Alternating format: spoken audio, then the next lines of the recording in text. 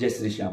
आज की वीडियो में हम बात करेंगे कि ज्येष्ठ मास के कृष्ण पक्ष की अपरा एकादशी के व्रत की कथा क्या है। आप सभी जहां भी हो 2 से 3 मिनट का समय निकाल के अपने घर के मंदिर में बैठ जाइए और हमारे साथ उच्चारण करिए। राइट हैंड में जल लेके प्रार्थना करेंगे। जो भी देवी देवता सामने बैठे, मानो बाबा श्याम बैठे, हे बाबा श्याम मेरा नाम यह है, मेरे पिता या पति का नाम यह है, इस जगह के निवासी हैं, गोत्र ये है। प्रभु, आज हम पावन पवित्र अपरा एकादशी के व्रत की व्रत कथा सुनने जा रहे हैं। कृपा करिए, यहाँ हम कथा को पूरा करते हैं, वहाँ आप हमारी मनोकामना को पूरा कर दीजिए। ऐसा बोल के जो भी मनोकामना है बता दीजिए ठाकुर जी को। जल नीचे की ओर छोड़ दो। अब हम इस पवित्र एवं दिव्य कथा को शुरू करते हैं। श्री युधिष्ठिर महाराज ने भगवान श्री कृष्ण से यही बात पूछी थी कि ठाकुर जी, हमें ज्येष्ठ मास के कृष्ण पक्ष की एकादशी का माहात्म्य बताइए। तब श्री नारायण ने कहा कि ज्येष्ठ मास के कृष्ण पक्ष की एकादशी को अपरा एकादशी कहा जाता है। इस एकादशी के व्रत के फल स्वरूप हम अपने से पहले की 3 पीढ़ियों में जो पूर्वज मरे हैं, जो अपने गंदे आचरण के कारण प्रेत योनि को प्राप्त हुए हैं, हम उनसे छुटकारा दिलवा सकते हैं। कथा क्या है इस पवित्र एकादशी की? तो प्राचीन काल में महिध्वज नामक एक राजा राज्य करते थे। बड़ा ही धर्मपरायण राजा था, प्रजा खुश थी, चारों तरफ उसकी जय जयकार होती थी। लेकिन उनके छोटे भाई थे वज्रध्वज।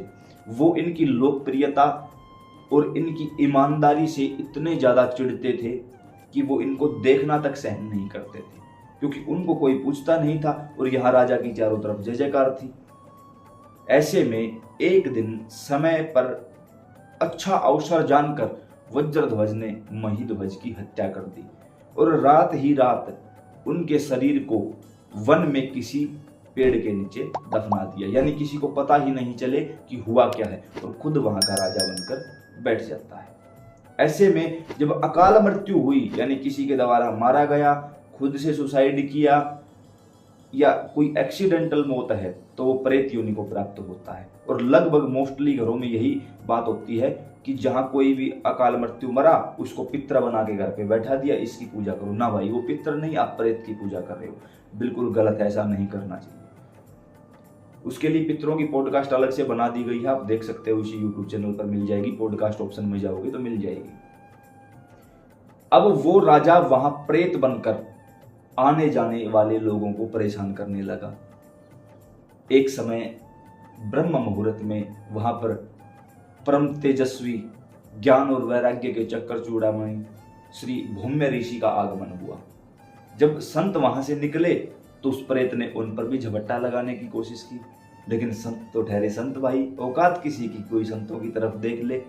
संत समझ गए कि यहाँ कोई अतृप्त आत्मा है जो हमसे कनेक्ट होना चाहती है। संत ने अपने दिव्य दृष्टि से उस जीवात्मा को देखा और उसके साथ क्या हुआ है ये पता लगाया। अपने तपोबल से उस वृक्ष से राजा की जीवात्मा को नीचे उतारा गया और संत ने अपरा एकादशी का व्रत करके, संकल्प करके उसका पूरा फल उस जीवात्मा को दे दिया, जिसके परिणाम स्वरूप वो जीवात्मा एक दिव्य देह धारण करके और देव पार्षदों द्वारा भेजी गई दिव्य विमान में आरूढ़ होकर श्री नारायण के वैकुंठ धाम की ओर चला गया। केवल एक ही एकादशी का व्रत का संकल्प लिया, एकादशी फल उस प्रेतात्मा को मिला, जिसके परिणाम स्वरूप उसको वैकुंठ धाम की प्राप्ति हुई।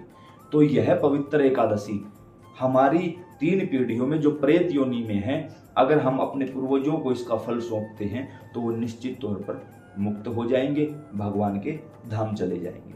तो आप सभी प्रेमी भी इस दिव्य कथा को जिन्होंने सुना है, पढ़ा है, समझा है, अन्य प्रेमियों को सुनाया है, कहा है, हम बाबा से प्रार्थना करते हैं बाबा कृपा करें, उनके घरों का पितृदोष समाप्त कर दिया जाए और उन्हें भगवान श्री लक्ष्मी नारायण के श्री चरणों की भक्ति प्राप्त हो, और ऐसी कृपा करें कि श्याम सुंदर उनके घरों में अपना स्थायी निवास बना ले।